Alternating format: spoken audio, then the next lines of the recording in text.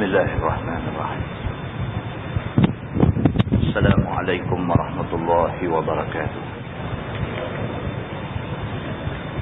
Alhamdulillah wa bihi nasta'in.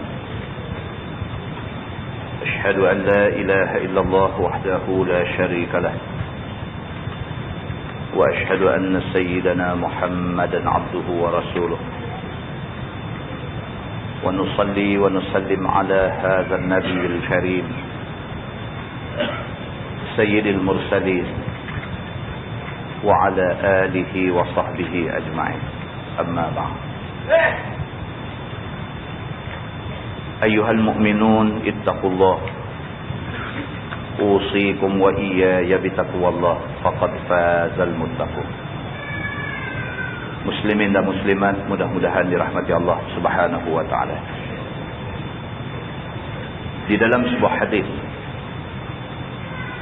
riwayat daripada Abi Hurairah radhiyallahu anhu, kata dia, qala Rasulullah sallallahu alaihi wasallam, kullu sulami minan nasi alaihi sadaqah, kullu sulama minan nasi alaihi sadaqah, kulla yawmin tatlu'u fihi syams,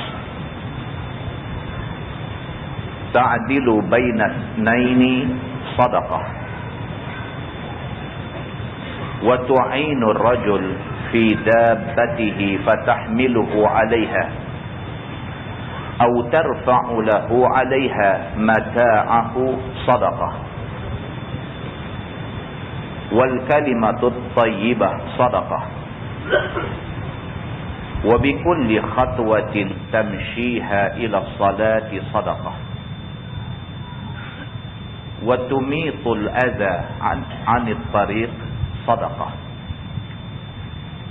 atau kama qala, hadis sahih muttafaqun alaih. Seorang sahabat yang bernama Abu Hurairah radhiyallahu anhu berkata, Nabi sallallahu alaihi wasallam bersabda, sabda Nabi, kullu sulama minan nasi alaihi sadaqah, setiap ruas tulang manusia wajar memberi sedekah. Nabi sallallahu alaihi wasallam kata, manusia ni Allah Subhanahu wa taala bagi jadi dia dengan tulang beberapa kerat. Maka sewajarnya manusia yang Tuhan bagi jadi dengan tulang beberapa kerat ni menggunakan setiap ruas, setiap kerat tulang dia ni untuk melakukan amal sedekah. Kulla yaumin tatlu'u fihi syams, sedekah itu wajar dilakukan pada setiap hari yang terbit matahari. Maknanya manusia, nama kata kita manusia yang mengaku Islam ni tiap-tiap hari kena buat amalan sedekah. Kemudian Nabi SAW menjelaskan maksud sedekah itu. Maksud manusia bila kata sedekah, dia kira ada duit bagi, baru sedekah. Nabi SAW menjelaskan maksud sedekah itu. Kata Nabi, ta'dilu bainat naini sadaqah. Kalau kamu boleh berlaku adil terhadap dua orang, maka kamu telah pun bersedekah. Nabi kata, kita boleh fair dengan orang, kita boleh berlaku adil dengan orang, sedekah. Orang tak kata kat kita tak usah kata ke orang, fair lah. Orang tak kata apa kat kita pergi kata ke orang, itu tak fair, kita tak berlaku adil. Kalau kita boleh berlaku adil, orang tak buat khianat kat kita tak usah buat khianat kat orang. Kita berlaku adil, kita umpama orang yang bersedekah. Nabi kata, wa tu'inur rajul fi dabbatihi fatahmilu 'alayha aw tarfa'u lahu 'alayha mata'ahu sadaqah. Nabi kata, kalau sekiranya kamu tolong satu orang nak naik kenderaan, orang dulu dia nak naik unta, dia nak naik kuda, dia nak naik tinggi, dia nak naik susah, kita tolong angkat dia bagi naik atas kenderaan, itu sedekah. Nabi kata satu orang yang nak naik kenderaan susah, kita tolong bagi dia mudah naik atas kenderaan, kita umpama buat satu amalan sedekah. Au tarfa'u lahu 'alaiha mata'ahu sadaqah, ataupun dia duduk atas kenderaan, kita tolong angkat barang dia buat naik atas kenderaan yang dia naik itu juga pahala sedekah. Nabi kata tak mesti ada duit ambil bagi ke orang baru sedekah, tolong orang pun pahala macam bersedekah. Bahkan Nabi kata wal kalimatut thayyibah sadaqah, bercakap dengan cakap yang baik itu juga sedekah. Nabi kata kita cakap dengan satu cakap yang boleh menggembirakan hati kawan kita, kita umpama orang yang bagi sedekah. Kita cakap dengan cakap-cakap nasihat pada orang, cakap nasihat itu kalimatut thayyibah, itu perkataan baik, maka pahalanya sama macam orang yang bersedekah. Bahkan Nabi kata wa bi kulli khatwatin tamshiha ila salah sadaqah, bahkan setiap langkah yang kamu langkah nak pergi ke masjid kerana nak semayang, itu sedekah. Langkah kaki daripada rumah, langkah nak main masjid, niat kita nak pergi masjid, nak pergi semayang, langkah kaki nak pergi tu, setiap khatwah, setiap langkah kita langkah tu sama macam kita duk bagi sedekah. Wa tumitul adza 'anit tariq sadaqah, bahkan Nabi kata kalau kamu jumpa benda yang boleh bagi sakit ke orang duk tengah jalan, kamu ambil buang ke tepi, kamu dapat pahala macam orang yang bersedekah. Nampak paku duduk atas jalan, ambil buh tempat yang selamat, umpama kita bersedekah. Hadis itu hadis sahih muttafaqun alaih, sepakat ulama mengatakan itu hadis sahih. Muslimin dan muslimat yang dirahmati Allah sekalian, kita semua satu hari mati. Kita tak tahu kita mati itu banyak mana amalan baik yang kita nak bawa menghadap Tuhan, kita tak tahu. Kita duduk semayang hari-hari ni, baik semua ke semayang yang kita buat ni? Ikhlas ke semayang yang kita buat ni? Khusyuk ke semayang yang kita buat ni? Kita pun tak tahu. Diterimakah amalan semayang yang kita duduk buat hari-hari ni? Kita pun tak tahu. Apa lagi benda baik yang kita buat hari-hari selain daripada semayang? Apa lagi? Cuba kita renung, cuba kita muhasabah diri kita. Sehari apa benda amal baik yang kita buat? Kita buat apa dia? Baca Quran tak ada, zikir tak banyak mana, sedekah kurang sekali, tolong orang seminggu kot sekali. Banyak mana amal yang kita buat masa kita hidup atas dunia ni? Banyak mana aja benda yang kita buat? Dosa banyak kita buat. Daripada celek mata sampai nak pejam mata tidur, berapa banyak dosa yang kita buat. Maka sudah sewajarnya kita fikir macam mana cara nak melipat gandakan amal baik kita, supaya amal yang banyak ni mudah-mudahan akan dinilai oleh Allah Subhanahu wa taala, dan dengan rahmat Allah, Allah bagi keredaan dia pada kita, kita dapat syurga dia. Di dalam sebuah hadis riwayat daripada Abi Dzar radhiyallahu anhu, kata Abu Dzar, qala lin nabiy sallallahu alaihi wasallam, la tahqiranna minal ma'rufi syai'an walau an talqa akhaka biwajhin taliq, atau kama qala, hadis sahih riwayat Imam Muslim. Abu Dzar radhiyallahu anhu, seorang sahabat Nabi, dia kata satu hari Nabi sallallahu alaihi wasallam kata ke dia, Nabi kata dekat Abi Dzar, Nabi kata la tahqiranna minal ma'rufi syai'an, wahai Abu Dzar, jangan sekali-kali kamu hina benda baik sikit pun. Wahai Abu Dzar, kalau sekiranya benda tu benda baik, jangan hina.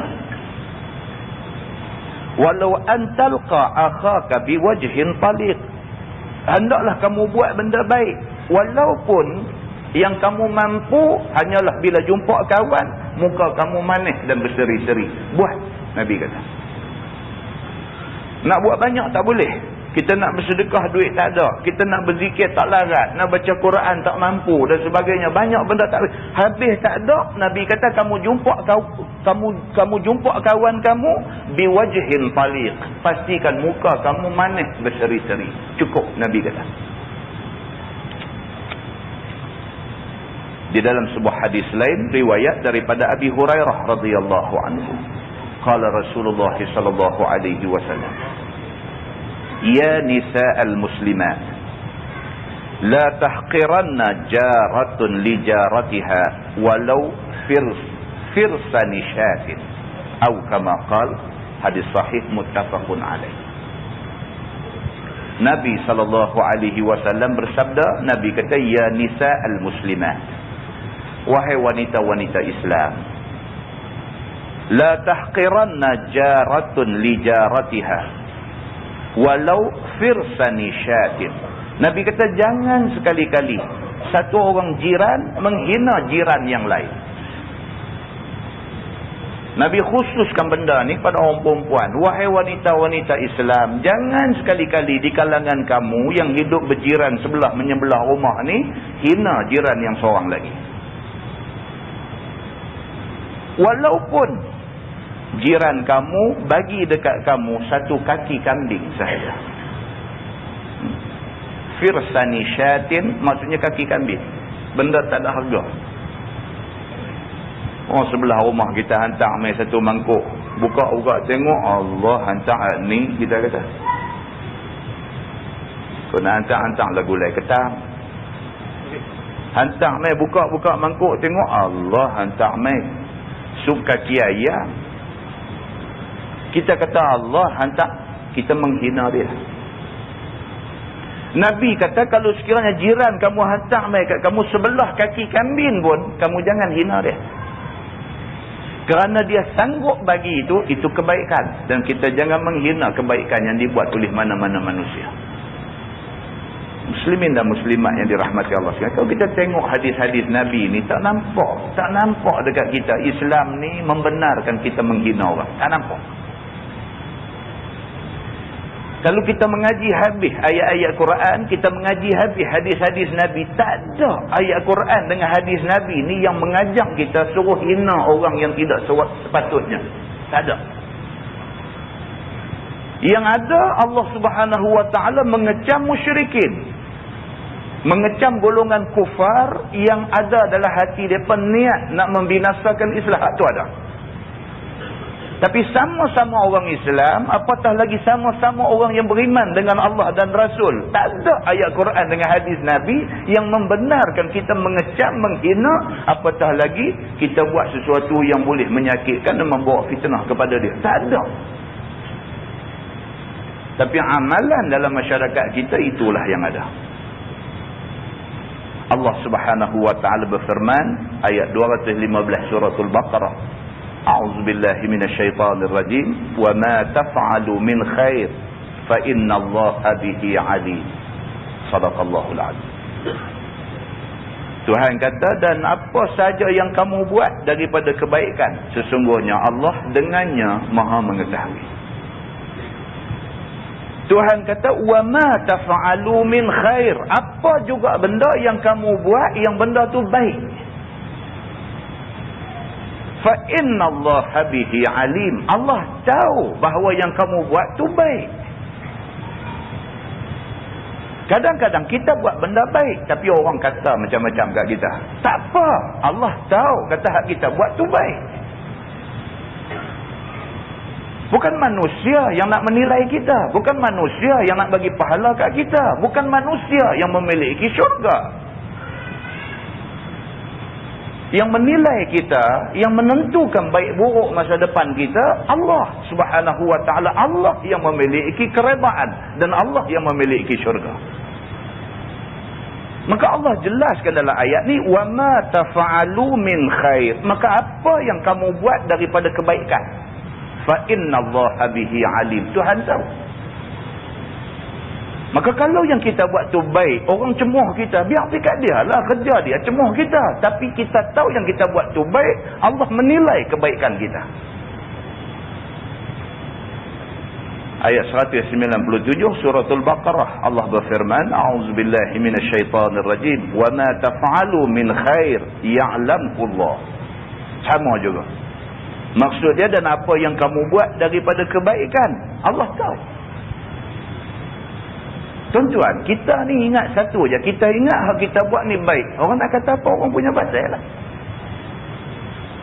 Kita main masjid awal, main buka masjid, main pasang lampu, main apa semua, cuci-cuci masjid. Orang kata tu nak menunjuk tu baru 2-3 hari ni baik. Biar pergi mereka lah, mereka nak kata hak kita buat tu baik.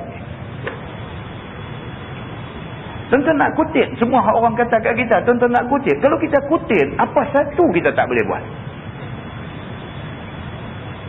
Kalau kita nak kutip semua hak orang kata kat kita, kita kutip, apa satu pun kita tak boleh buat. Kita tahu hak kita buat tu baik, dan kita tahu benda ni Allah suruh, dan tidak ada nas yang melarang benda yang kita buat, kita buat. Fa innallaha bihi alim. Maka sesungguhnya Allah dengan perbuatan kita, Allah Maha mengetahui. Ayat 7 surah Al-Zalzalah, Allah berfirman, a'udzubillahi minasyaitonir rajim, faman ya'mal mithqala dzarratin khairan yarah. Maka barang siapa buat baik walaupun sebesar debu, maka ia, yakni Allah Subhanahu wa taala, pasti akan mengetahuinya, dan Allah akan tunjuk balasan pahala kepada kita. Muslimin dan muslimat yang dirahmati Allah sekalian, ayat 15 surah Al-Jathiyah, Allah berfirman, a'udzubillahi minasyaitonir rajim, man 'amila salihan falinafsihi. Maksudnya barang siapa buat satu perbuatan baik, pahala untuk dia. Tuhan kata. Tuan-tuan tengok ayat Quran, cukup cantik. Tuhan kata, man 'amila salihan, siapa buat satu amal salih, siapa buat satu benda baik, fali nafsi, maka pahala untuk dia, bukan untuk orang lain. Muslimin dan muslimat yang dirahmati Allah sekalian. Daripada ayat Quran dan hadis-hadis Nabi yang kita baca tadi, dapatlah kita faham bahawa kita orang Islam, kita disuruh buat baik. Kita buat baik. Soal penilaian, Allah Subhanahu wa taala yang menilai kita, bukan manusia. Mudah-mudahan Allah memberi taufik dan hidayah kepada kita semua, dan kita tergolong dalam golongan orang yang sentiasa ingat nak buat baik. Kita menggunakan tafsir Nurul Ihsan jilid 1. Nurul Ihsan jilid 1, muka surat 54. Muka surat 54, kita masih lagi berada dalam tafsir suratul Baqarah.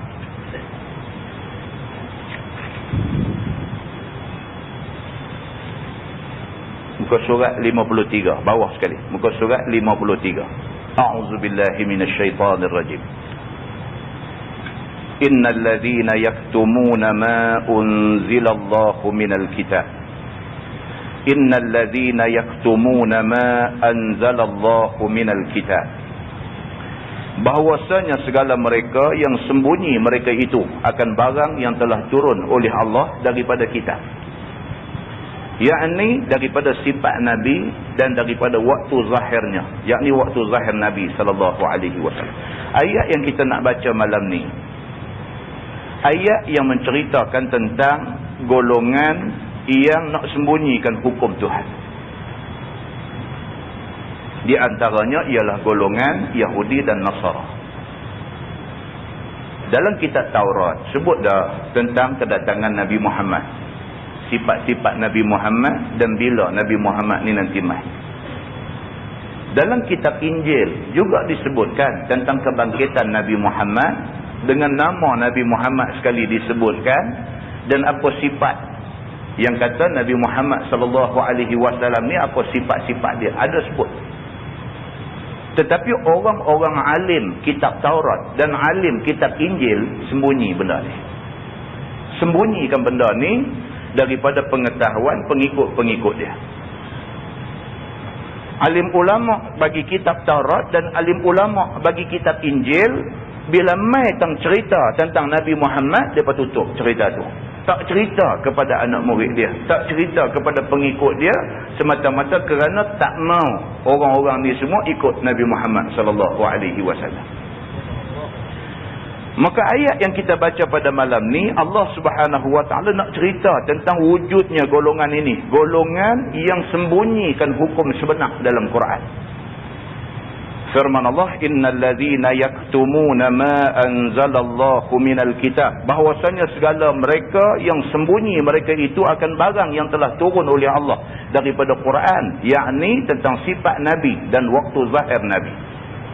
Wa yashtaruna bihi thamanan qalilah, dan membeli mereka itu dengannya, yakni dengan ilmu itu, akan harga yang sedikit daripada dunia.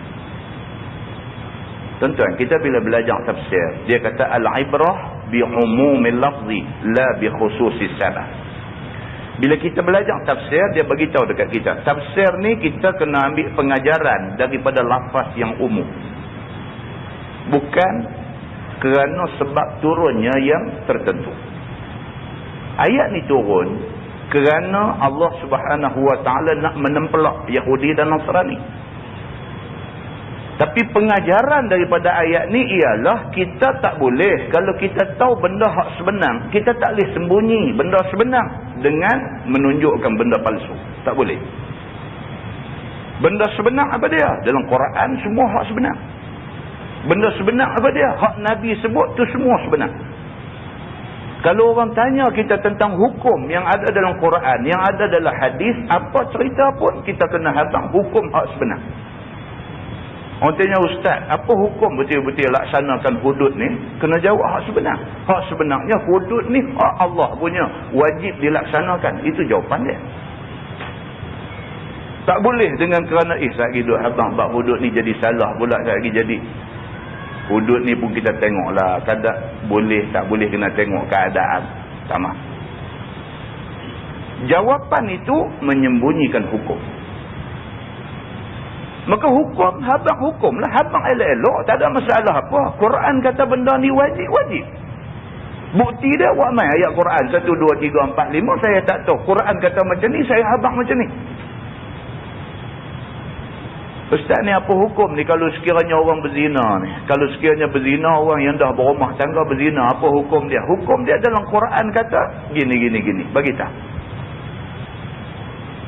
Ustaz ni apa hukum ni kalau mencuri? Mencuri dalam Quran kata macam ni. Cerita hak sebenar tu disuruh oleh agama. Allah Subhanahu Wa Taala suruh kita cerita hak sebenar.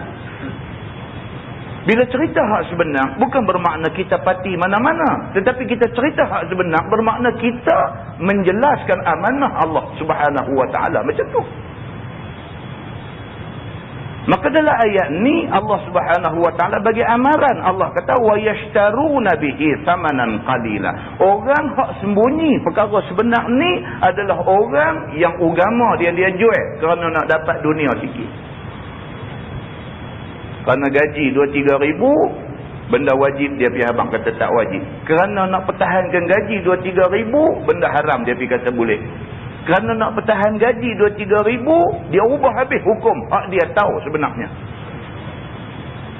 Maka orang yang macam ni wa yashtaruna bihi thamanan qalila, dia jual agama dia kerana nak dapat duit tak apa duit.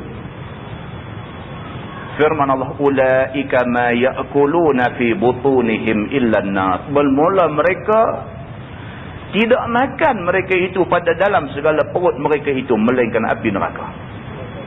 Orang hak macam ni, hak tak berani habang benda sebenar, tak berani habang benda sebenar kerana takut hilang pendapatan. Pendapatan tu nampak macam duit halal, tetapi sebenarnya pendapatan tu beli makan, nampak macam mi goreng masuk, tetapi Tuhan kata sebenarnya api neraka yang masuk dalam perut dia. Kerana bahawasanya neraka tempat kembalinya, Tuhan kata orang macam ni dia last sekali neraka, tak ada tempat lain. Firman Allah, wala yukallimuhumullahu yaumal qiyamah, dan tiada tegur akan mereka itu oleh Allah pada hari kiamat kerana ghadab, yakni marah Allah atas mereka itu. Orang hak sembunyi hukum ni bukan setakat pendapatan dia tu jadi macam ketui api neraka masuk dalam perut, bukan takat tu. Hari kiamat esok, sewaktu dia mengharapkan belas ihsan Allah, Allah tak mau tengok dia. Allah Subhanahu wa ta'ala tak mau bercakap dengan dia. Marah Allah kepada dia. Hang dulu pergi mengaji ilmu agama, hang reti benda mana wajib, benda mana haram, hang reti benda-benda ni semua, hang tak bagi tahu ke orang hukum hak sebenar. Hari ni aku tak mau tengok muka hang. Tuan-tuan, kita banyak kali cakap lah, kalau mak kita buat tak mau tengok muka kita, rasa macam mana? Ini bukan mak ni, Allah Subhanahu wa ta'ala, Tuhan langit dan bumi. Mak kita tak mau tengok muka kita pun kita tak aman hidup dalam dunia ni. Mak kita tak mau tengok muka kita, kita tak ada tempat atas muka bumi ni, nak pijak tak ada tempat. Kalau mak kita marah kat kita, kita tak ada tempat atas muka bumi ni, nak duduk tak ada tempat. Tuan-tuan boleh bayangkan Allah Subhanahu wa ta'ala marah kita, tak mana kita nak hidup? Maka Allah Subhanahu wa ta'ala cerita dalam ayat ni, wala yukallimuhumullahu yaumal qiyamah. Orang hak sembunyi hukum Allah hak sebenar ni tidak menegur akan mereka itu oleh Allah pada hari kiamat, kerana marah Allah kepada mereka itu. Wala yuzakkihim, dan tiada suci Allah akan mereka itu daripada berlumuk dengan dosa, yakni dengan tidak diilhamkan taubat ataupun Islam. Allah sekali-kali tidak akan ampun dosa orang yang tipu orang dengan menyembunyikan hukum Allah Subhanahu wa ta'ala. Dia berdosa, Allah tidak akan ampun dosa dia. Macam mana cara Allah tidak ampun dosa dia? Cara dia dengan Allah tidak mengilhamkan kepada dia untuk bertaubat. Tak sedar ke diri sampai mati. Tak sedar ke diri. Dia main-main dengan hukum Tuhan, dia tipu orang dengan ilmu yang ada kat dia, dia tahu apa hak sebenar, dia pergi habaq hak tak betul dekat orang. Dengan kerana dia habaq tak betul, orang jadi tak betul. Dengan kerana tu Allah Subhanahu wa ta'ala marah dia. Allah Subhanahu wa ta'ala tak mau tengok muka dia pada hari kiamat. Allah Subhanahu wa ta'ala tak mau cakap dengan dia pada hari kiamat. Dia ni Allah Subhanahu wa ta'ala tidak akan bagi petunjuk kepada dia untuk nak bertaubat, bahkan dia akan terus macam tu sampai mati dalam keadaan mendapat murka Allah Subhanahu wa ta'ala. Walahum azabun alim, dan bagi mereka itu azab yang sangat sakit di neraka. Tuhan tak bagi muka kepada orang macam ni. Tuhan tak bagi muka kepada orang yang sembunyikan hukum Allah Subhanahu wa ta'ala. Firman Allah, ulaika allazina ishtarawu ad-dalalata bil huda. Bermula mereka itu ialah segala mereka yang tukar. Mereka itu akan dalalah dengan buang hidayah.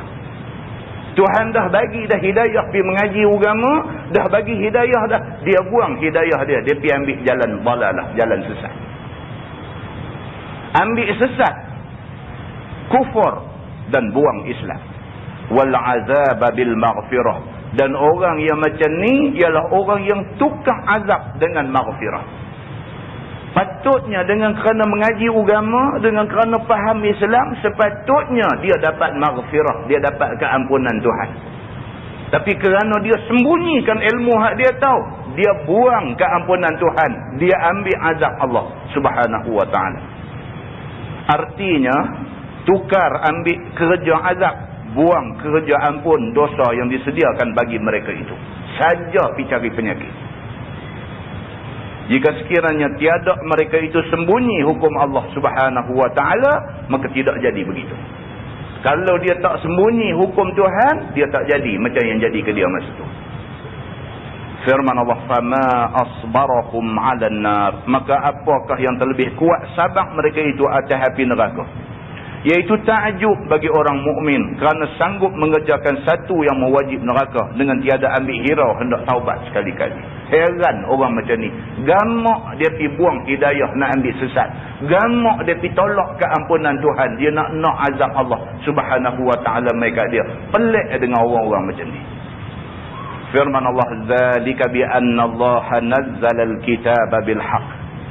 Bermula yang demikian itu dengan sebab bahawasanya Allah Ta'ala telah turun dia akan kitab dengan sebenar, maka beriman mereka itu dengan setengah dan kufur dengan setengah yang lain, dengan sembunyi akan dia. Pelik.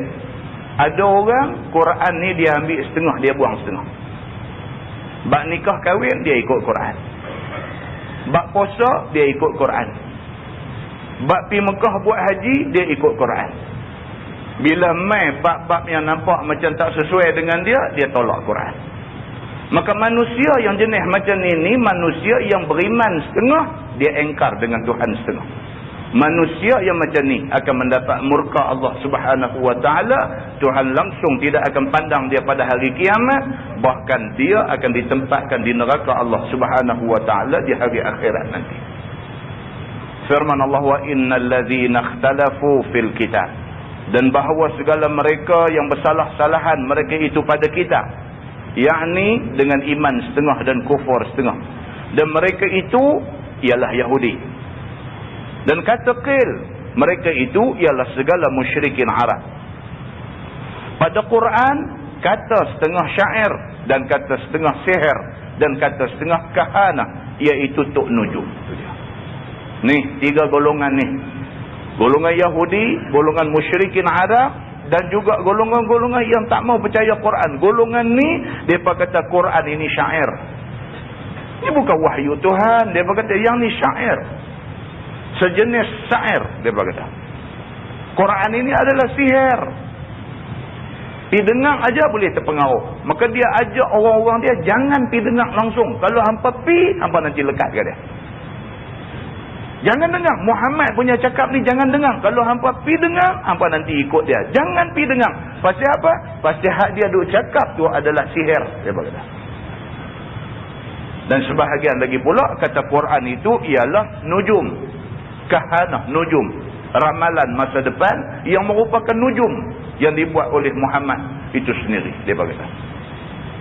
Firman Allah, la fi syiqaqin ba'id, sesungguhnya pada khilaf, yakni pada menyalahi mereka yang jauh daripada jalan agama yang sebenar. Apa yang mereka buat tu sebenarnya silap, mereka makin jauh daripada petunjuk Allah Subhanahu wa ta'ala.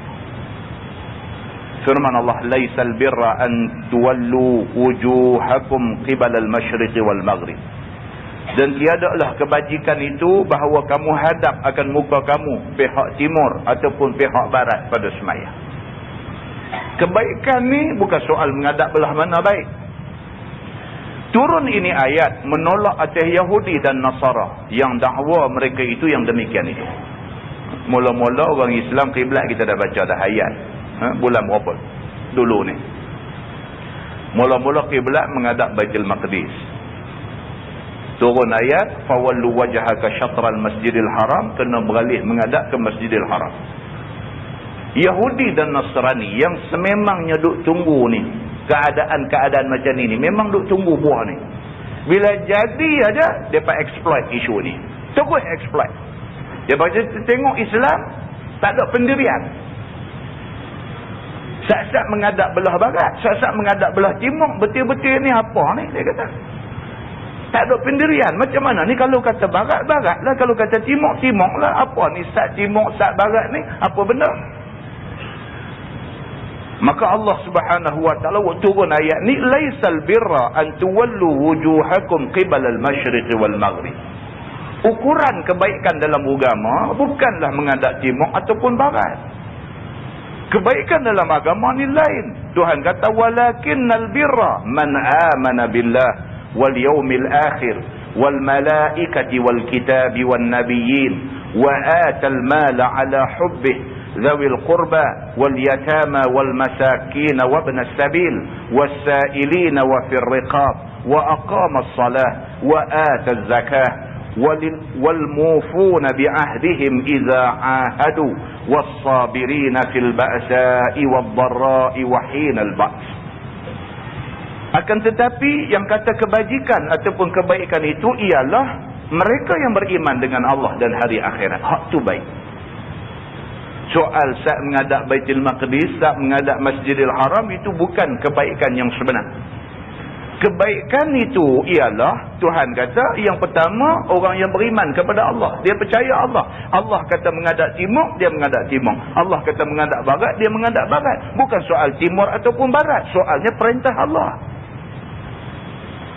Kalau Tuhan kata menghadap arah ke Baitul Maqdis, dia ikut. Dia ikut tu kerana itu perintah Allah. Kalau Tuhan ubah, suruh menghadap arah Masjidil Haram, dia ikut. Dia ikut tu bukan kerana itu perintah Allah. Maka kebaikan itu ialah sejauh mana orang ni taat kepada Tuhan. Orang yang taat Tuhan, dia orang yang baik. Dan yang dikatakan kebaikan itu ialah beriman dengan segala malaikat dan segala kitab dan segala nabi-nabi. Yang kata kebaikan itu sejauh mana kita percaya kepada Quran. Yang kata kebaikan itu ialah sejauh mana kita beriman bahawa ada di kiri kanan kita ni malaikat raqib dan atid. Bukan setakat jawab. Bukan setakat jawab kata ni ada raqib, balik sini ada atid. Bukan setakat jawab saja. Bahkan kita beriman. Kita percaya kata ada malaikat duk tulis kiri kanan kita. Maka dengan kerana itu kita sentiasa berwaspada. Tak ada satu tempat di atas muka bumi ni, tidak ada satu tempat yang kita duduk yang malaikat tak catat apa kita buat. Kita percaya macam tu, kita beriman dengan malaikat. Dan beriman dengan kitab dan segala nabi-nabi. Dan mengeluar akan harta sedekah. Orang yang buat baik itu ialah orang yang buat keluar zakat. Zakat pun nak kecoh, ini bukan orang baik. Serta kasih segala orang yang minta sedekah. Orang yang buat kebaikan itu ialah orang yang apabila ada orang main minta sedekah kat dia, tak boleh bagi RM10, dia bagi RM1. Itu orang baik.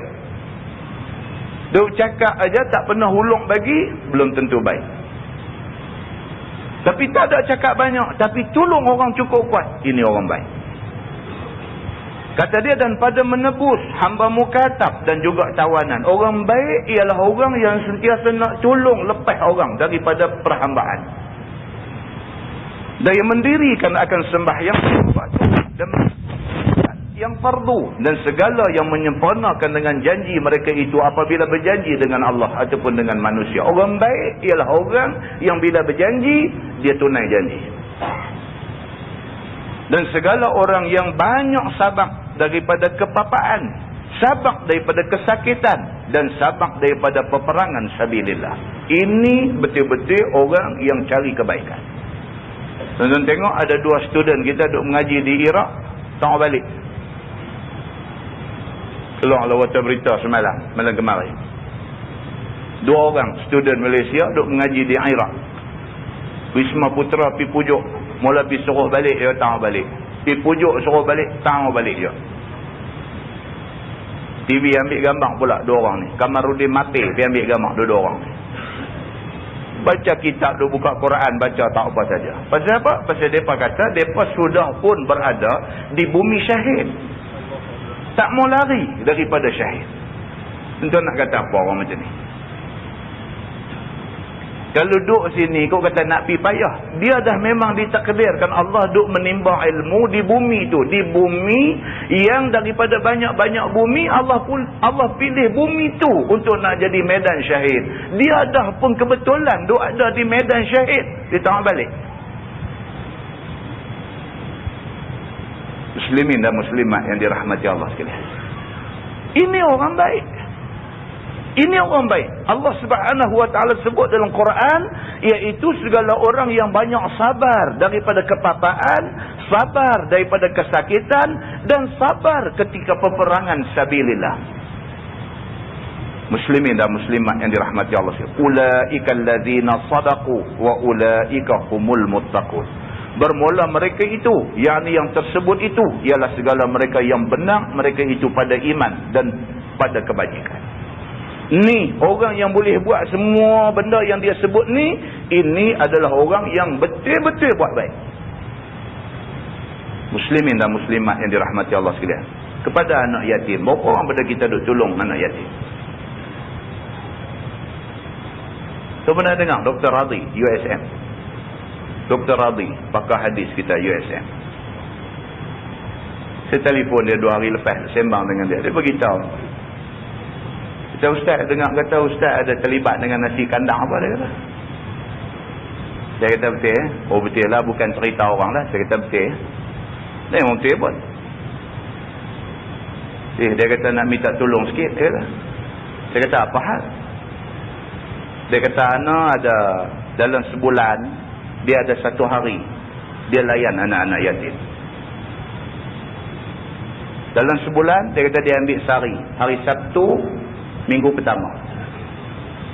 Dia layan anak-anak yatim buat pergi kat masjid kat rumah dia. Dia kata mula dulu 4-50 orang. Dia kata panggil mai, dia bagi nasihat, buat majlis ilmu, majlis tazkirah dekat anak-anak yatim ni, ra'i mereka, takat mana boleh bagilah, tolong bagi makan, bagi apa-apa yang patut. Dia kata lah ni dah ramai dah. Dia kata daripada Perak ada sikit, daripada Aluk Setang ada sikit, Sebang Perai Pulau Pinang ada sikit, ada lebih kurang 160-170 orang dah lah ni. Dia kata anak nak minta tolong kat ustaz lah. Dia kata kok boleh nasi kandang bagi makan sikit.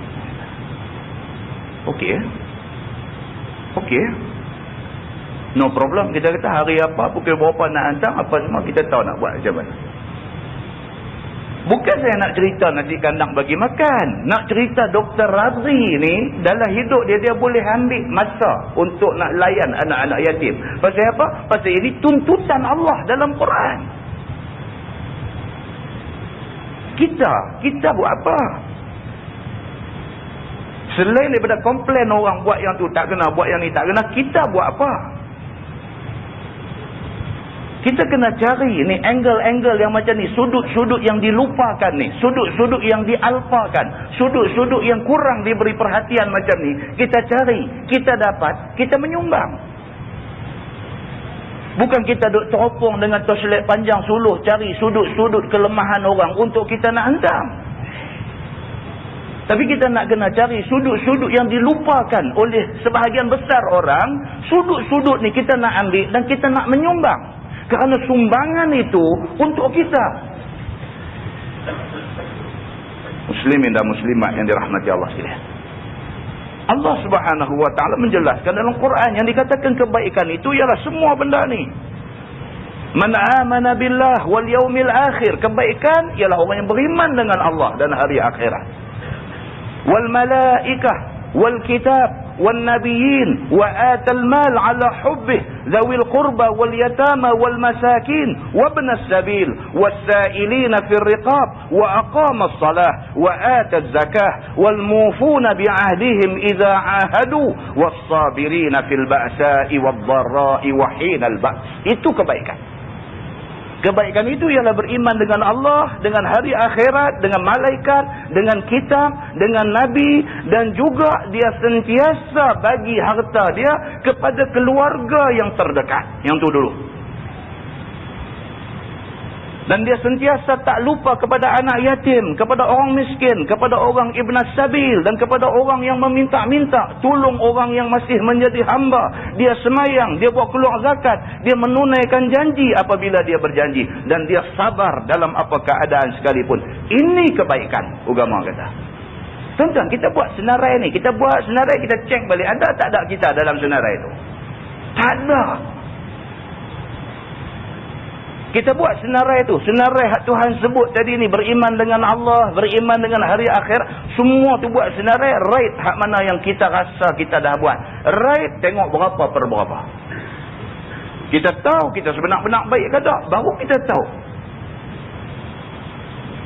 Muslimin dan muslimat yang dirahmati Allah sekalian. Ulaika allazina sadaqu wa ulaika humul muttaqun. Bermula mereka itu, yakni yang tersebut itu ialah segala mereka yang benar, mereka itu pada iman dan pada kebajikan. Ini orang yang sebenar-benar buat baik. Tuhan kata. Dan bermula mereka itulah takut akan Allah dengan sebenar-benar takut. Ni orang yang betul-betul takut. Firman Allah, ya ayyuhallazina amanu, wahai segala orang yang beriman. Lepas ni dia nak masuk pula cerita tentang hukum qisas. Ya ayyuhallazina amanu, kutiba alaikumul qisasu fil qatla. Telah dipertukan ke atas kamu akan qisas, yakni berbalas-balas pada segala bagi bunuh, sifat dan perbuatan.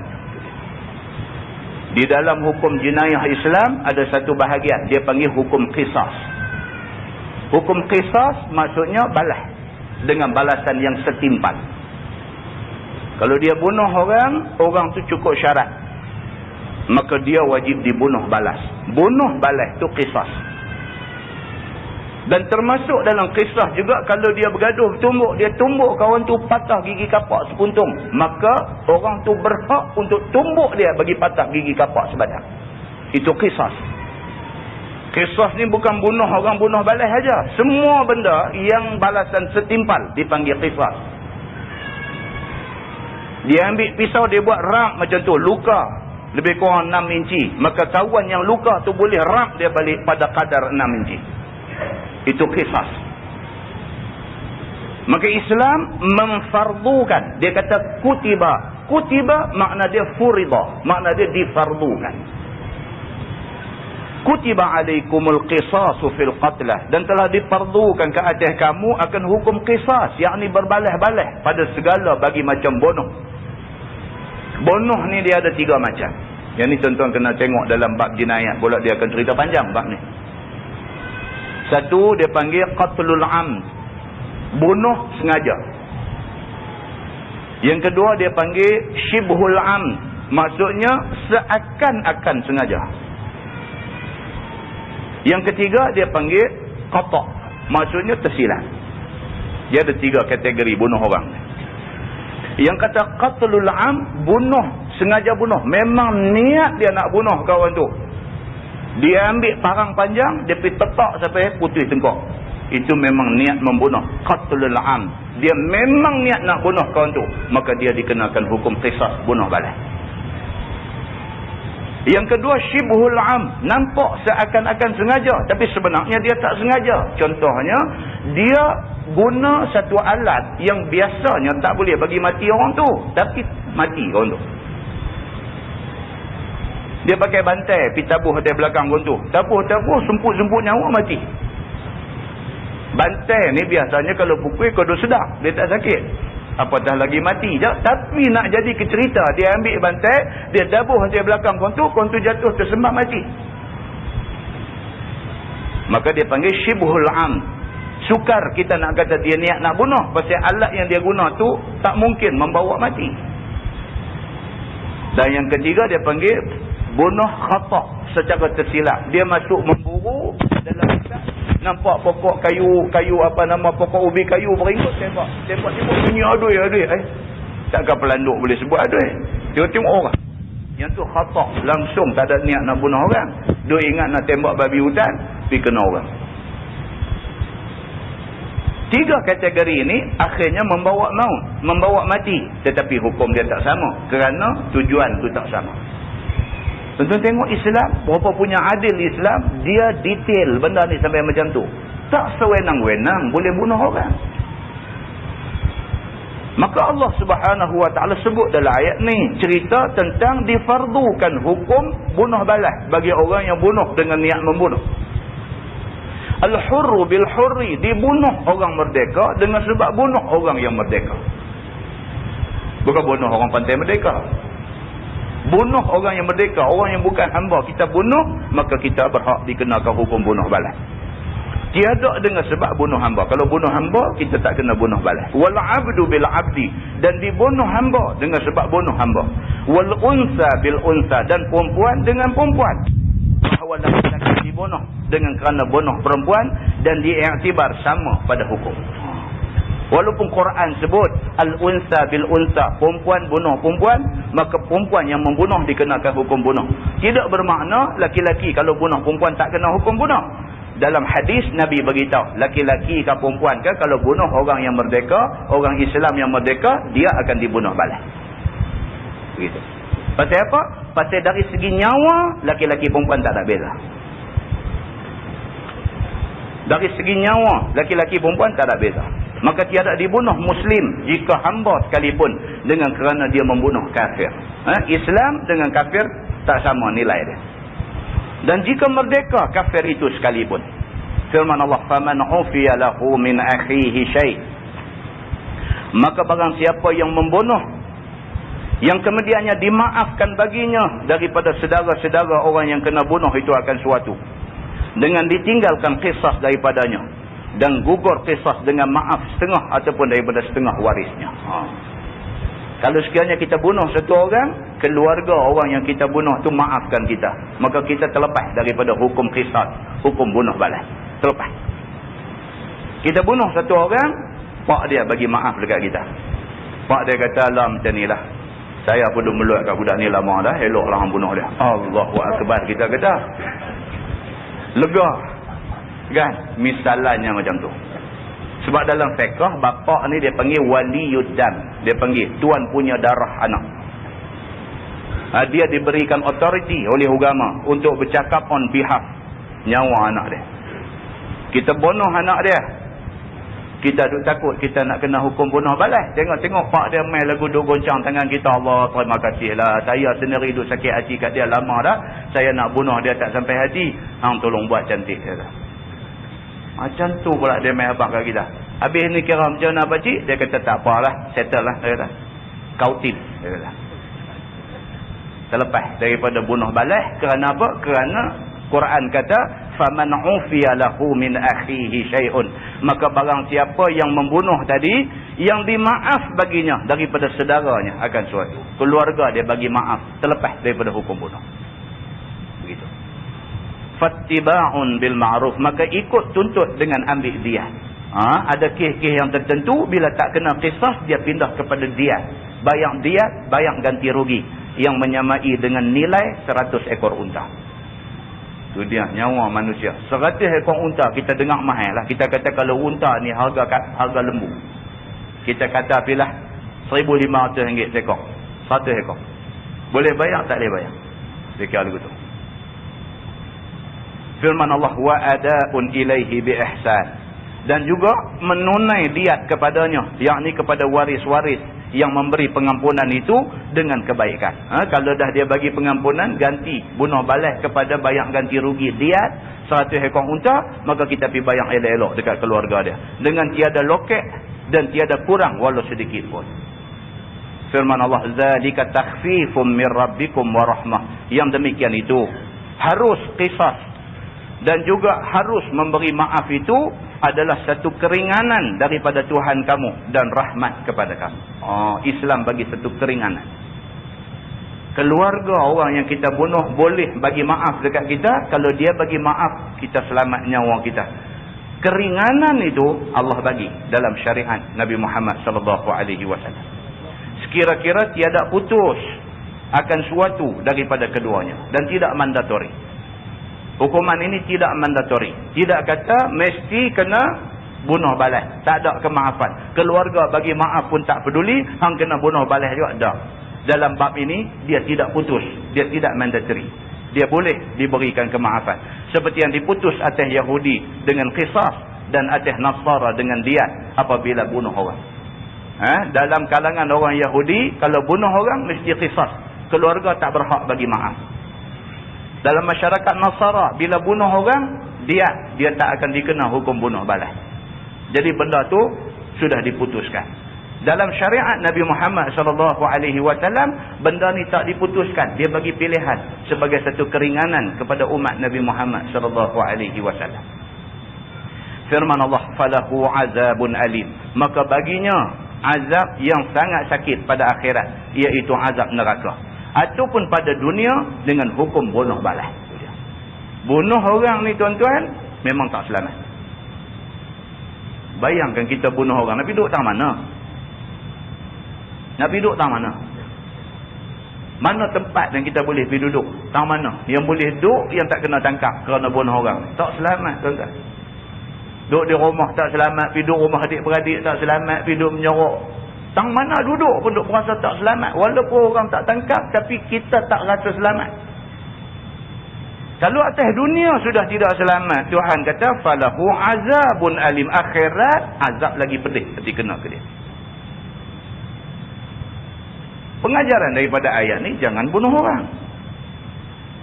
Walau dengan apa cara sekalipun.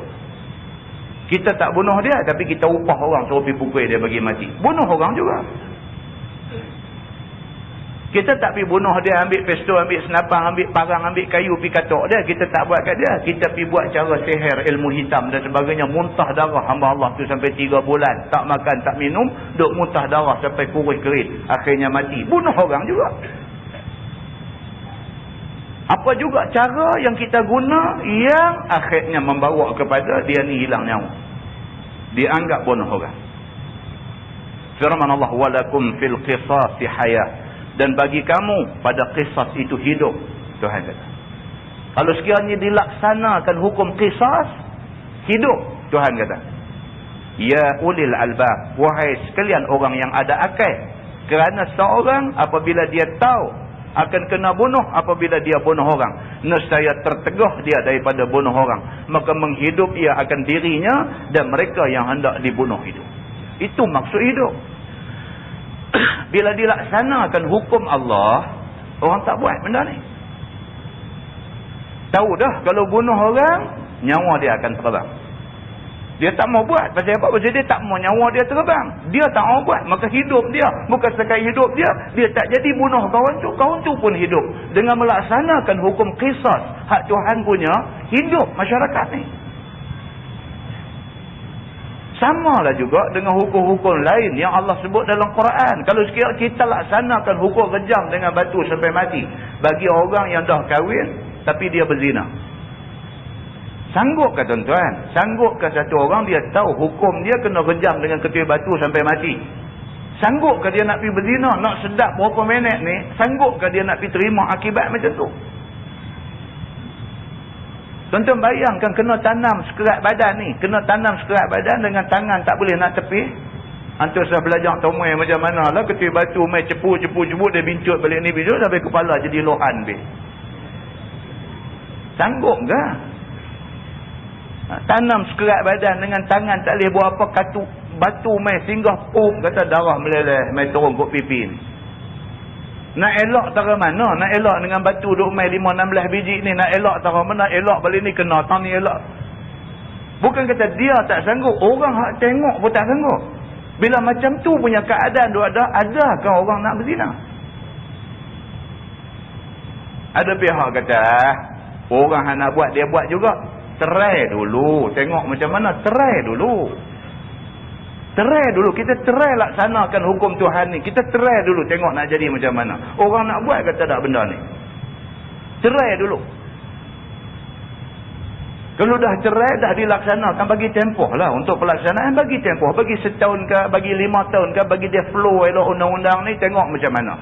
Reduce ke tak, dia menurun, dia decrease ke tak kes-kes yang macam ni. Tengok macam mana jadi. Kalau sekiranya menurun, terimalah kata Tuhan punya baik.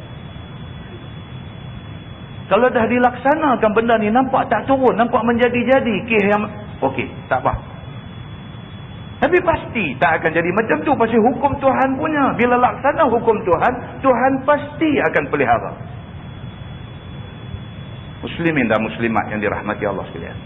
Banyak kali kita dah buat contoh. Orang tu suruh makan durian tak mau. Suruh makan durian tak mau. Try makan, tengok macam mana. Kalau makan muntah, okey, hantar saya makan. Ni tak mau makan, tak mau try dulu kata tak sedap. Tak boleh lah. Sama dengan hukum Allah pun. Tak boleh lah kata tak mau. Try dulu. Pasal apa? Ni bukan produk Amerika. Ni bukan produk Jepun. Ini Allah Subhanahu Wa Ta'ala punya. Produk Allah. Kalau hari-hari kita semayang, duk sujud, duk membesarkan Allah Subhanahu Wa Ta'ala, pasal apa Allah suruh kita tak buat? Muslimin dan muslimat yang dirahmati Allah sekalian. Firman Allah, la'allakum tattaqun. Mudah-mudahan kamu memelihara daripada berbunuh-bunuh. Takut kut dibunuh balas. Takut kita kena bunuh balas, maka kita tidak bunuh orang. Maka makna qisas itu ialah balasnya. Dan makna qud ialah dibunuh balas akan dia. Ada orang kata dah, lah ni pun kita duk hukum gantung kepada orang yang bunuh orang pun, bunuh duk jalan juga. Bukan masalah orang tu kita bagi mati, tapi masalahnya ialah syariat Allah tu. Tuhan tak suruh gantung. Tuhan tak suruh gantung orang bagi mati. Tuhan suruh pancung orang bagi mati. Bila laksana hak Tuhan suruh, aman dunia ni. Bukan matlamat nak bagi mati dia, tapi matlamat dia nak laksanakan perintah Tuhan. Kalau matlamat nak bagi mati, ayam sembelih dengan ayam kepak tengkok, mati juga dua-dua ayam ni, boleh makan. Kalau matlamat ayam mati baru boleh makan, ayam sembelih dengan ayam cucuk tengkok, dua-dua pun ayam tu mati, darah keluar juga, boleh makan lah. Tapi dah syariat Islam kata sembelih macam yang Islam mau baru sah. Hak mana tak ikut yang tu tak sah. Matlamat dia bukan orang yang bunuh orang tu nak dikenakan hukum bunuh balik. Bukan itu matlamat dia. Matlamat dia ialah ikut syariat Allah. Allah suruh orang yang bunuh orang ni dikenakan hukum qisas. Allah suruh orang yang mencuri dikenakan hukum potong tangan. Hak Allah suruh tu kita buat. Baru Allah bantu. Muslimin dan muslimat yang dirahmati Allah sekalian. Firman Allah, kutiba alaikum idza hadara ahadakumul maut in taraka khairanil wasiyah. Ni pula dia nak mai cerita tentang wasiat pula. Telah difardukan kamu apabila hadir seorang kamu oleh mati. Difardukan, dia kata kutiba alaikum, difardukan. Semacam mana difardukan qisas, semacam mana difardukan puasa, macam itulah difardukan kita tulis wasiat. Firman Allah, kutiba alaikum idza hadara ahadakumul maut in taraka khairanil wasiyah. Telah difardukan ke atas kamu apabila hadir seseorang kamu oleh mati. Jika sekiranya ada tinggal ia akan harta, maka hendaklah berwasiat ia. Wasiat ni disuruh. Tuan-tuan, bila turun ayat ni, anak Sayyidina Umar, Abdullah bin Umar bin Al-Khattab. Bila turun ayat-ayat ni, tidak ada satu malam yang dia tidur sebelum dia tulis wasiat. Tuan-tuan, yang kata sahabat Nabi ni. Turun ayat ni, turun ayat kutiba alaikum idza hadara ahadakumul maut, difardukan ke atas kamu bila kamu nak mati, in taraka khairanil wasiyah, hendaklah kamu tinggal wasiat. Anak Sayyidina Umar, Abdullah bin Umar bin Al-Khattab, anak Sayyidina Umar bila dengar ayat ni turun, dia kata mula daripada hari ayat ni turun, dia tak akan tidur melainkan setelah dia tulis wasiat. Praktik law tu juga. Nak tidur malam tulis 1/3 daripada harta ni bagi dekat apa rumah anak yatim manakah, 1/3 ni bagi dekat sepupu dia hak miskin manakah. Dia tulis 1/3 harta dia nak bagi ke siapa-siapa.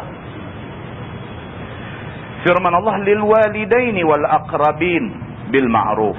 Bagi dua ibu bapa dan segala kerabat dengan adil, dengan tiada lebih atas sulus, yakni tidak lebih daripada 1/3, dan tidak lebih akan yang kaya atas yang miskin. Itu dia.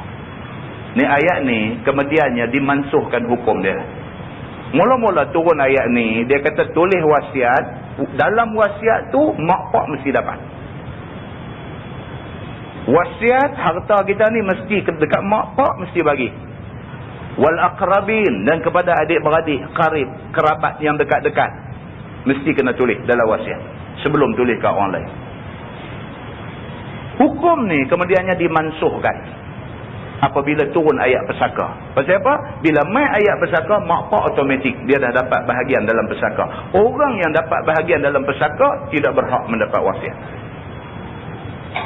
Kita tak boleh tulis wasiat kalau saya mati ni 1/3 bagi ke anak bongsu saya. Wasiat itu tidak sah. Pasal apa? Pasal anak bongsu sudah berhak untuk mendapat pesaka. Maka dia tak boleh dapat dua bahagian. Pesaka pun dapat, wasiat pun dapat, tak boleh. Wasiat hanya boleh ditulis, wasiat hanya boleh diberikan kepada orang yang tidak dapat pesaka kita. Sepupu kita tak dapat pesaka kita. Ataupun kawan baik kita, dia tak dapat pesaka kita, dia berhak untuk mendapat bahagian daripada wasiat. Haqqan 'alal muttaqin. Sebenar wasiat itu segala orang yang muttaqin akan Allah. Ini hukum, dia kata mansuh dengan hukum pesaka, dan dengan hadis sabda Nabi, la wasiyata liwaris, tiada wasiat bagi waris. Maka hukum dimansuhkan. Ayat masih dibaca, tetapi hukum dia dimansuhkan. Begitu. Firman Allah, faman baddalahu ba'da ma sami'ah, maka barang siapa yang tukar, yakni yang ubah akan wasiat itu kemudian daripada dengarnya. Jaga baik-baik. Masa kita buat wasiat, ada satu orang dengar wasiat ni. Bila kita mati, dia pergi ubah wasiat tu. Kita buat wasiat, kita kata saya kalau apa-apa jadi kat saya, 1/3 harta saya bagi dekat Polan bin Polan. Dia ni dengar.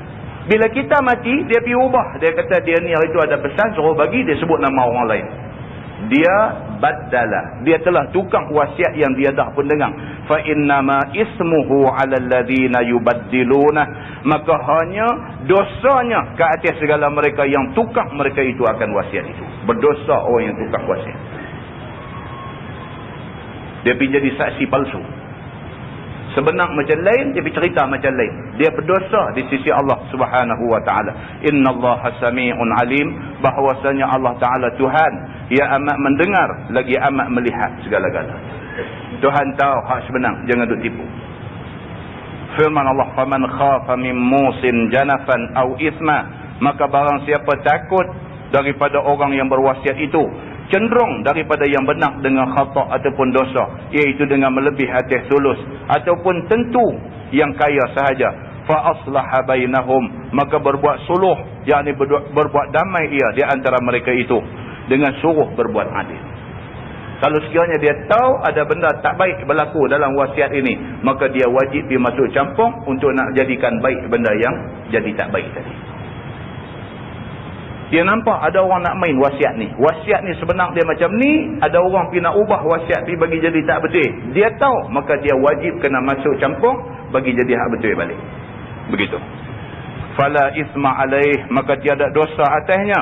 Innallaha ghafurur rahim, bahwasanya Allah Ta'ala Tuhan yang amat mengampuni lagi kasih sayang terhadap hambanya. Tuhan Maha Pengampun terhadap orang-orang yang benar, berada di atas jalan kebenaran.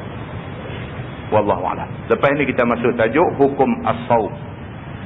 Hukum as-saum, iaitu cerita tentang hukum puasa.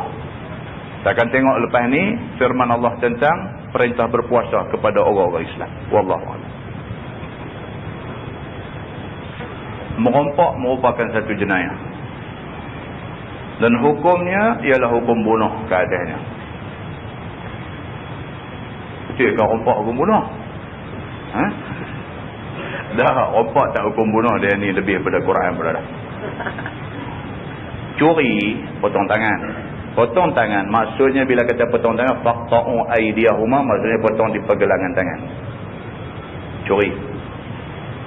Rompak, dia potong tangan dan kaki. Khilaf. Kira rompak ni. Rompak dengan curi tak sama. Curi, kita duduk tidur atas rumah, pukul 2 pagi, pukul 3 pagi, dia ragas masuk dalam rumah kita, dia curi duit kita. Itu curi. Rompak ni samun lah. Kita baru pergi ambil duit di bank, baru langkah keluar 3 tapak, dia main, dia tapak atas dada kita, jatuh dia tunggil, dia ambil duit, dia lari. Depan-depan dia rabut ambil. Yang tu dia panggil rompak ataupun samun. Hukum ke atas perompak ataupun penyamun tidak sama seperti hukum ke atas pencuri. Perompak, penyamun dihukum potong tangan kanan dan potong kaki kiri. Khilaf. Kalau tangan kanan, kaki kiri. Dia rompak lagi, potong tangan kiri, kaki kanan. Dah jadi timun macam tu nak pergi rompak lagi. Ambil cicah dengan sampai makan mong dia ni. Jadi bukan bunuh, bukan hukum bunuh kepada orang-orang yang merompak penyamun. Kalau sekiranya dia rompak sekali dengan dia bunuh, hukum bunuh lah. Hukum bunuh lah. Dia merompak sekali dengan bunuh, kan? Dia kena hukum mati lah. Baik, soalan dia kata, adakah kita boleh bunuh orang yang rompak kita zaman sekarang? Tak boleh. Kita atas kapasiti kita sebagai individu tak boleh bunuh dia. Dan menjadi tanggungjawab kerajaan untuk melaksanakan hukum ni. Dulu ada satu kes jadi, lama dah dulu. Tapi semayang Zuhur di masjid, dia kerja pejabat. Masa Zuhur, dia pergi semayang Zuhur di masjid. Jadi jenis pasien semayang dulu ni seluang tinggal tepi ni. Saya tengok banyak tu jadi. Saya pun heran pasal apa yang pergi dulu ni seluang tu. Pakai seluang tu lah semayang. Dia pergi londes seluang, tinggal seluang di tepi dinding tu, dia pakai kain, dia main semayang. Ada satu hamba Allah, masa orang ambil air sembahyang, dia ambil air sembahyang juga. Orang habis ambil air sembahyang, orang pergi sembahyang, dia ambil air sembahyang lagi. Berapa banyak kali dia ambil air sembahyang pun kita tak tahu. Lepas tu bila orang tengah dah duduk sembahyang, rakaat 2, rakaat ketiga, dia pergi selongkang seluang yang kawan tu tinggal. Hamba Allah ni pula baru pergi cucuk duit di bank aja. Jadi ada lebih sikit lah duit dalam tu, dia angkat pergi. Habis-habis semayang, pergi tengok tak ada dah duit. Jadi dia betul-betul marah lah, tuan-tuan. Siapa dalam dunia ni yang duit dia hilang dia seronok? Siapa dia dalam dunia ni bila duit dia hilang dia cukup seronok? Tak ada lah. Melainkan orang gila. Orang yang waras akal fikiran tak boleh. So saya hilang 10,000. Hilang 10 ringgit pun dia nak marah dah. Ni pula duit gaji dia. Kawan pun gaji ni masa tak ada nak ujung bulan habis. Satu pergi balas pula. Marah lah. Marah pasal duit ni orang sudah curi. Jadi selepas tu hari yang berikutnya dia pergi, dia tak semayang. Dia duduk tunggu tengok. Dia duduk tunggu tengok. Masa orang semayang dia duduk tengok ada siapa pergi duduk ni. Dia umpan lah seluang dia pun dia buat tentu. Kemudian ada seluang orang lain pun duduk. Dia duduk tunggu tengok siapa budak mana di bilik sangkap dapat kat dia. Dia takut kerak tangan dia. Kan? Marah ni. Berapa hari lepas tu dapat lah. Dan kawan yang ambil ni pun dia bukanlah nak ambil hari ni, nak ambil isu, ambil lusa. Dia pun cerdik juga. Dia ambil hari ni bagi selang 2-3 minggu nak ambil pula. Dia tahu lah lepas jadi kejadian ni orang semua berjaga-jaga. Bila orang jaga tak larat jaga, orang tidur dia beroperasi pula. Macam tu lah kawan kampung pun macam tu lah. Malah ni naik rumah kau ni, malah esok dia tak naik dah rumah kau ni. Dia tunggu hari lain pula. Dapat dekat hamba Allah ni. Dia pegang-pegang. Dia kata, hang rupanya hang ambil duit susu anak aku lah. Dia tarik pula, buka pisau pelik harga sekupang saja modal dah. Tajam tuan-tuan pisau tu buat pasal. Lebih tajam daripada pisau potong bawang di dapur tu. Pisau sekupang tu. Pula. Dia kata, hang ni, dia kata patut kerat tang ni. Dia kata. Tapi aku kesian kan aku nak kerat jari kelingking satu dia kata. Allah. Leceh tuan-tuan ni leceh. Sudah kata kerat tang ni, sudah kata jari kelingking, kerat tang ruah kuku dia pun cukup dah. Hang ni dia kata patut kena potong tang ni. Dia kata tapi dia kata aku kesian kan aku nak potong jari kelingking dia kata. Allahu akbar. Sorok muka. Dia potong sungguh tuan-tuan. Ini ceritanya. Lama dah jadi benda ni. Dia potong semua. Dia kata tu kira aku kesian tu dia lah. Tuan-tuan, yang ni mengaji tak habis. Mengaji tak habis. Islam tak bagi buat macam tu. Islam tak bagi buat macam tu. Betul dalam Quran suruh laksana hukum potong tangan, tapi bukan kita. Atas kapasiti kita, individu tak boleh buat benda tu. Oh, dia kata dah tu kalau kita tak buat, siapa nak buat, nak tunggu ni bila mereka nak buat. Tak.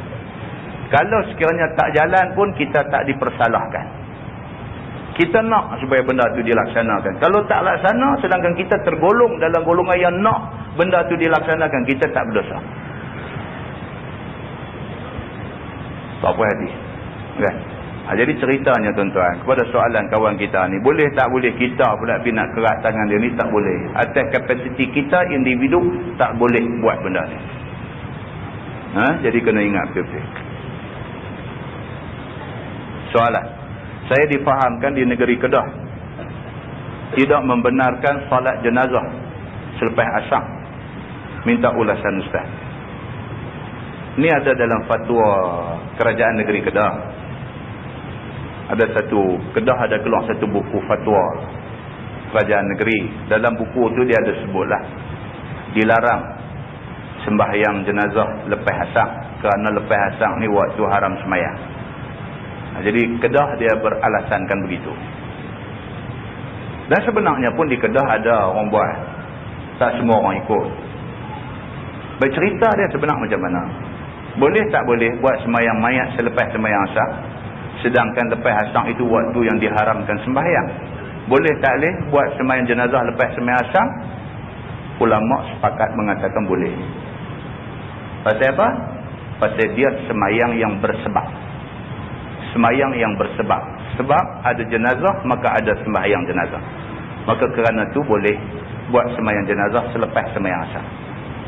Bahkan di Mekah, di Madinah pun orang sembahyang mayat selepas asar. Di Mekah pun buat, di Madinah pun buat. Serupa aja. Lepas semayang asar, dia beritahu ke semayang mayat ni. Kot nak kata Mekah diberi spesial dekat dia, dia tak ada waktu haram semayang. Madinah je. Madinah pun ada buat juga. Jadi ceritanya tidak salah. Semayang mayat selepas semayang asar itu tidak salah. Kerana dia semayang bersebab. Sama macam kita main masjid, kita dah semayang asar dah. Kita semayang asar, masjid gelugong. Lepas tu nak balik, kan nak pergi apa tang mana rumah kawan kan di Taman Sa'adun ke apa kan, lalu kau ni teringat semalam main mengaji di masjid Taman Sa'adun, tertinggal pen ke apa, kitab ke tertinggal tang mana ke, nak masuk ambil pen kita, nak masuk ambil kitab kita dalam masjid. Kita dah semayang asar dah tadi di masjid gelugong. Kita main sambil nak ambil barang kita yang kita tertinggal itu, ambil ayat semayang Allahu Akbar, semayang sunat tahiyat masjid 2 rakaat. Semayang sunat tahiyat masjid 2 rakaat itu dikerjakan lepas dah asar dah. Kita dah semayang asar dah. Boleh tak boleh? Boleh. Pasal apa? Pasal semayang sunat tahiyat masjid pun serupa juga. Semayang bersebab. Sebab masuk masjid, maka disunatkan semayang sunat tahiyatul masjid. Jadi ceritanya di Kedah pun orang buat juga. Semayang mayat selepas asar ni buat juga. Walaupun ada fatwa yang dikeluarkan di peringkat negerinya begitu. Tapi fatwa itu bukan fatwa yang sampai ke peringkat boleh dia ambil tindakan kepada orang yang buat. Wallahu a'lam. Yang baik itu daripada Allah, yang tak baik silap saya. Tertangguh dengan tasbih kafarah dan suratul Asr. Subhanakallah. Asyhadu an la ilaha illa anta astaghfiruka. Bismillahirrahmanirrahim. Illa allazina amanu.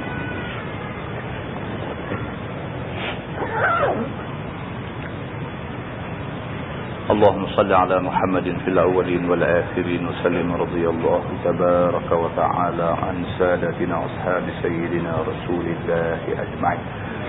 بسم الله الرحمن الرحيم. الحمد لله رب العالمين حمدا يوافي نعمه ويكافئ مزيده. يا ربنا لك الحمد كما ينبغي لجلال وجهك الكريم وعظيم سلطانك. رضينا بالله ربا وبالإسلام دينا وبمحمد نبيا ورسولا. اللهم افتح علينا فتوح العارفين وارزقنا فهم النبيين بجاه خاتم المرسلين. اللهم فقهنا في الدين وعلمنا التأويل واهدنا صراطك المستقيم. اللهم أرنا الحق حقا وارزقنا اتباعه وأرنا الباطل باطلا وارزقنا اجتنابه.